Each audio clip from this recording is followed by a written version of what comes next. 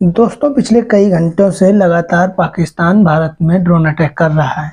अब सवाल ये बनता है कि ये ड्रोन आए कहाँ से।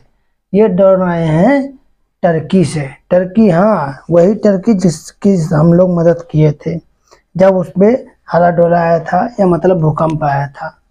वही टर्की जहां आज भी लाखों टूरिस्ट इंडिया से जाते हैं और वो उनकी इकोनॉमी में मदद करते हैं, लेकिन वो गद्दार निकल गया भाई।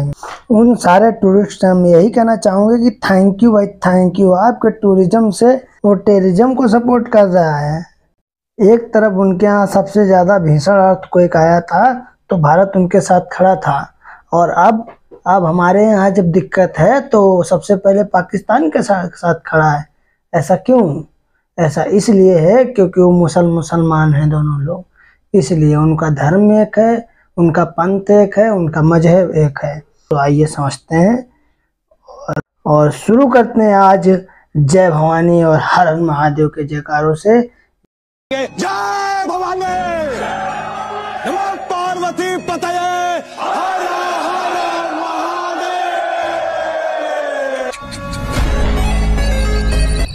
तुर्की और पाकिस्तान के रिश्तों की शुरुआत 1947 में पाकिस्तान के बनने के साथ ही हो गई थी। तुर्की उन कुछ गिने चुने देशों में था जिसने पाकिस्तान को सबसे पहले एक आजाद मुल्क के तौर पर मान्यता दी थी। कई लोग इसे इस्लामी भाईचारा मानते हैं। दो मुस्लिम देश, एक धर्म, एक इमोशन। तो क्या सिर्फ वाकई धर्म ही है इस रिश्ते की मेन नींव? 1920 के दशक में जब भारत में खिलाफत आंदोलन चल रहा था, तब भारतीय मुसलमानों ने तुर्की के खलीफा के समर्थन में आवाज उठाई थी। यहीं से तुर्की और सब कॉन्टिनेंट के मुसलमानों के बीच एक इमोशनल रिलेशन बन गया, जो बाद में पाकिस्तान बनने के बाद भी कंटिन्यू रहा। अब ये भी जान लेते हैं कि तुर्की पाकिस्तान को हथियारों से कैसे मदद करता है। डिफेंस यानी रक्षा क्षेत्र की बात करें तो तुर्की और पाकिस्तान के बीच गहरा सहयोग है।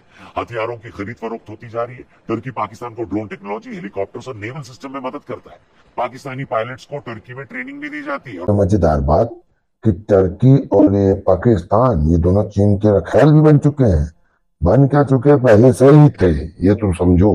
और तुर्की, ये समझो, तुर्की जो है पाकिस्तान का सपोर्ट काफी हद तक सपोर्ट करता है, आतंकवादियों का भी सपोर्ट करता है, तुम समझ लो यार। हाँ, और अगर बात करें सबसे कंट्रोवर्शियल मुद्दे यानी कश्मीर की, तो भैया ये तो भारत का इंटरनल मैटर है। लेकिन तुर्की के राष्ट्रपति कई बार यूएन और अन्य मंचों पर पाकिस्तान को कश्मीर के मामले में सपोर्ट करते आए हैं। इसके अलावा इससे पहले हुए कई युद्धों में भी तुर्की ने पाकिस्तान को सपोर्ट किया। बात करें 1965 और 71 के वॉर की, तो तुर्की ने पाकिस्तान को मॉरल सपोर्ट दिया था कि भाई तू लड़, तेरा भाई तेरे साथ खड़ा है। करगिल 1999 के दौरान भी तुर्की ने पाकिस्तान के पक्ष में बयान दिए थे। पुलवामा अटैक 2019 के बाद भारत के बालाकोट स्ट्राइक को तुर्की ने इंडिया का एग्रेशन कहा था और पाकिस्तान की बात की, उनको सपोर्ट किया। 2023 के बाद तुर्की ने लगातार OIC, organisation of Islamic cooperation जैसे मंचों पर कश्मीर का मुद्दा उठाया है और हर बार भारत ने कड़ी प्रतिक्रिया भी दी है। अब अगर भारत और पाकिस्तान की करंट सिचुएशन की बात करें, अभी के हालातों की बात करें, तो तुर्की के दिए हुए ड्रोन को पाकिस्तान लगातार भारत पर आजमा रहा है। हमारे 36 शहरों को उसने उसी ड्रोन से टारगेट किया है। इन ड्रोन्स की पहचान एसिस गार्ड सोनगर या बेरकटेड TB2 के रूप में की गई है। इंडियन एयरफोर्स का डिफेंस सिस्टम ने भले ही इन हमलों को नाकाम कर दिया हो, लेकिन इन ड्रोन्स की स्पेशलिटी और वर्किंग के बारे में जानना जरूरी है। बेरकटेड drones medium height, long duration drones है जो 24 घंटे तक फ्लाई कर सकता है। रेंज इनकी 300 किलोमीटर तक है। 150 किलो का ये पेलोड ले सकता है। ये भी लेजर गाइडेड स्मार्ट म्यूनिशन से लैस हो सकता है। ये सटीक निशानों के लिए हेल्पफुल होता है। इसमें स्पेशल इलेक्ट्रो ऑप्टिकल और इंफ्रारेड कैमरास हैं जो पूरे दिन और पूरी रात निगरानी में यूजफुल है। लेकिन इतनी क्वालिटीज होने के बाद भी भारत के अपने स्वदेशी एयर डिफेंस सिस्टम आकाश ने इनको मार गिरा है। और सवाल ये है कि एक ऐसे टाइम पर जब वॉर चल रहा है, वहां तुर्की जैसा देश